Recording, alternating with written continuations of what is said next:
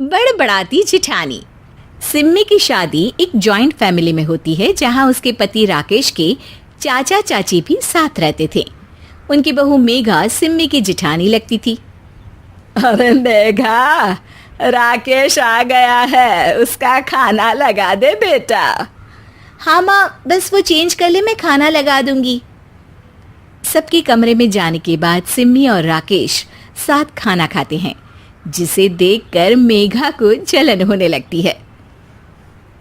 अरे सिम्मी, हमारे घर में पति के साथ खाना खाने का रिवाज नहीं है, तुम्हें राकेश ने बताया नहीं क्या? सिम्मी मुस्कुराकर वहां से चली जाती है कि मेघा सिम्मी की सास के पास जाती है।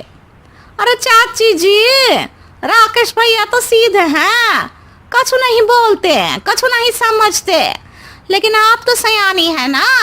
अब देखिए, साथ बैठकर खाती है भैया के, कुछ झूठा मीठा उसका भैया के पेट में चला जाए तो सिम्मी को तो पाप लगेगा ना, पाप।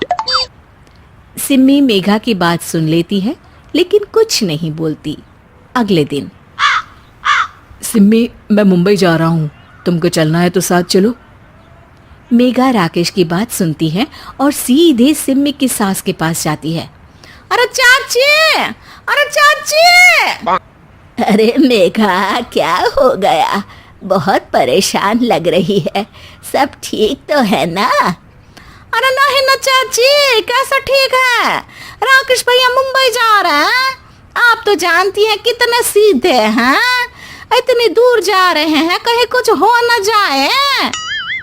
अरे नहीं नहीं, मैं नहीं जाने दूंगी उसे। अरे सिम्मी, पता चला है कि राकेश मुंबई जा रहा है। ना बेटा ना, वो नहीं जा सकता। अरे माँ, उन्हें ऑफिस के काम से जाना था, लेकिन आपको तो पता है ना, उन्हीं दिनों मेरे मायके में शादी है, तो वो अपनी जगह किसी और को भेज रहे हैं। अच्छा अच्छा, तो फिर ठीक है। सिम्मी समझ जाती है कि मेघा ने सास के कान भरे हैं। वो सास से कहती है, माँ जी, लेकिन हम दोनों कुछ दिनों के लिए मसूरी जा रहे हैं। आप तो जानती हैं कि शादी के बाद हम कहीं नहीं गए। अच्छा अच्छा, ठीक है, जाओ घुमाओ। सास वहां से चली जाती है।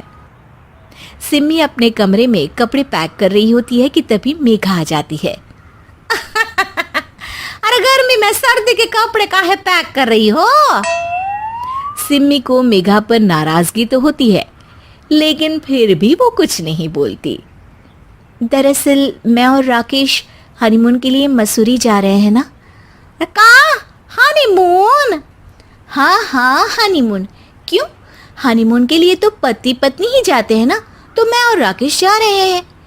मेघा भागकर सिम्मी की सास के पास जाती है।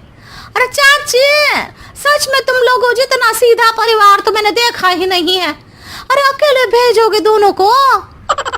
मैं और सुरेश तो कभी अकेले नहीं गए। हाँ भाई, हम तो परिवार में ही अच्छे, बड़ों के बीच, ऊपर से खर्चे है भगवान। अरे चाची, पहाड़ी इलाका है, कुछ हो गया तो? सास सीधी सिम्मी को बुलाती है, लेकिन सिम्मी तो वहीं सास के कमरे के बाहर ही खड़ी थी। बस मेघा दीदी, आपसे यही उम्मीद थी। अरे बड़ी हूँ, घर के कायदे कानून तो मैं ही बताऊंगी ना। अरे तो अपने घर में रखिए ना सारे कायदे कानून। आपकी सास खुद खाना बनाती है, क्योंकि आप यहाँ आकर मेरी सास के कान भरती हैं। आपका पति हमेशा खुद खाना लेकर खाते हैं, क्योंकि आप मेरे घर में ये देखने के लिए बैठी रहती हैं कि मैंने और राकेश ने साथ खाना खाया तो खाया कैसे। मेघा दीदी, आप अपने घर और घर वालों का ख्याल रखिए। मेरे घर में ज़्यादा घुसने की ज़रूरत नहीं है, और हाँ, मैं अपने सास और पति को संभाल लूँगी। मेघा चिल्लाती हुई वहाँ से चली जाती है, जिसकी आवाज़ सुनकर राकेश वहाँ आ जाता है। सिम्मी, मैंने तो तुम्हें पहले ही अपने घर का माहौल बता दिया था। हाँ राकेश, तुम्हारे घर का माहौल बहुत अच्छा है, लेकिन बाहर से कुछ लोग आकर इसे खराब करना चाहते हैं, जो मैं नहीं होने दूंगी। सास सिम्मी की बात सुनकर कमरे में चली जाती है। सिमी और राकेश घूमने जाते हैं और जब वापस आते हैं तो दरवाजे में मेघा और उसके पति खड़े होते हैं, वो भी सामान लेकर। अब छोटे मर्यादा तोड़कर घूम रहे हैं तो हम काहे नहीं। अरे भाभी, तो आपको किसने मना किया है? वैसे भी 4 दिन की जिंदगी है, दूसरों के घर में ताक झाक करके बिताने से अच्छा हो मौज करके ही बिताओ।